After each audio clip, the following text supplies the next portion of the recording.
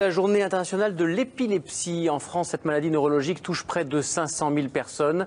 Elle se manifeste le plus souvent par d'impressionnantes crises de convulsions. Ouais, justement, par peur d'une crise soudaine, les patients épileptiques ont longtemps évité de faire du sport. Aujourd'hui, c'est tout le contraire.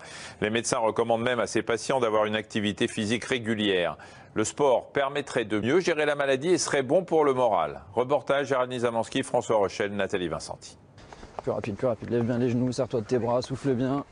C'est en plein combat de karaté sur un tatami que Laïla a fait sa première crise d'épilepsie à 16 ans. Elle pratiquait ce sport à haut niveau. Quand on m'a annoncé l'épilepsie, on m'a clairement répondu c'est fini le sport en compétition. Donc pour moi, ça a été le coup de massue.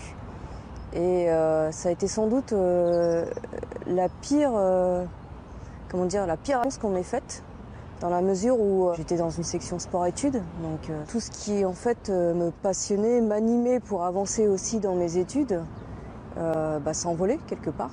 Un projet de vie bouleversé et pratiquement plus aucun sport pendant presque 20 ans. Jusqu'à ce que les traitements commencent à mieux maîtriser la maladie, Laïla a alors cherché une solution pour se retrouver un peu physiquement. Aller seule vers un club, c'était pas possible pour moi. Pourquoi? Parce qu'il y avait toujours le regard de l'autre. J'avais peur d'être jugée, d'être vue différemment des autres personnes, quoi. Parce que l'épilepsie, c'est aussi des troubles de la concentration, de la coordination, énormément de choses qu'on perd avec les crises d'épilepsie. Allez, c'est parti. Bien joué, j'aime quand t'es comme ça. On fera 5 secondes de plus. Essaye de faire en sorte que ton genou ne touche pas. Pousse plus fort. Il y a 3 ans, Laïla a donc commencé avec des cours particuliers.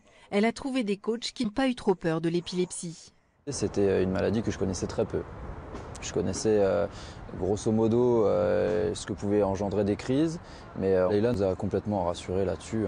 Donc on s'est mis dedans sur des coachings qui ont été relativement intenses et sans que ça génère de problème.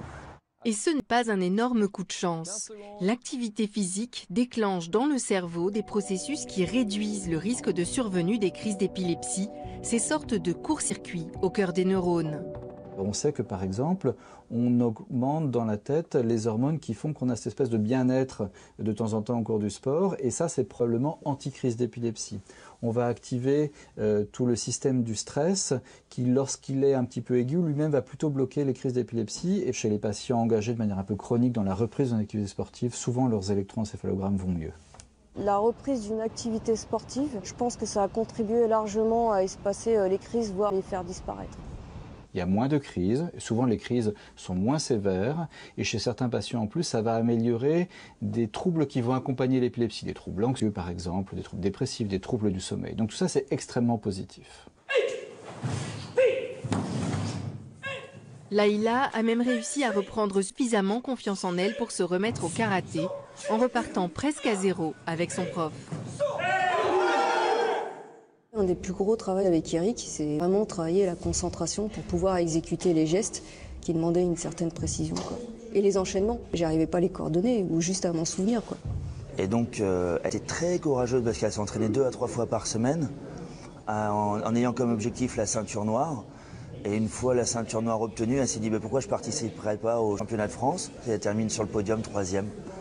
Donc vraiment super, c'était un challenge pour tous les deux et puis on l'a réussi, c'était bien. Et après son podium de karaté, Laïla a remporté un autre succès, professionnel celui-là. Un poste à responsabilité qui l'a un peu éloigné des tatamis ces derniers mois, mais qui marque sa victoire sur l'épilepsie. Lorsque tout se passe bien, on peut effectivement appréhender les choses différemment, et puis on voit que petit à petit, la maladie épileptique, elle a plus la place qu'elle avait avant, quoi. Elle prend plus la place qu'elle avait avant. Et pour aider les autres malades à découvrir les bienfaits du sport, Laïla a un nouveau projet. Décrocher le diplôme d'instructeur auprès de la Fédération de karaté pour donner des cours au sein de l'association Épilepsie France. Et si vous souffrez d'épilepsie, que vous souhaitez vous remettre au sport, vous pouvez vous rendre sur notre site internet allodocteur.fr. Vous trouverez une liste de sports conseillés. C'est la fin de ce journal. Pour ceux qui n'étaient pas là au début, Michel, un rappel, à moins que vous vouliez dire autre chose. Ah oui.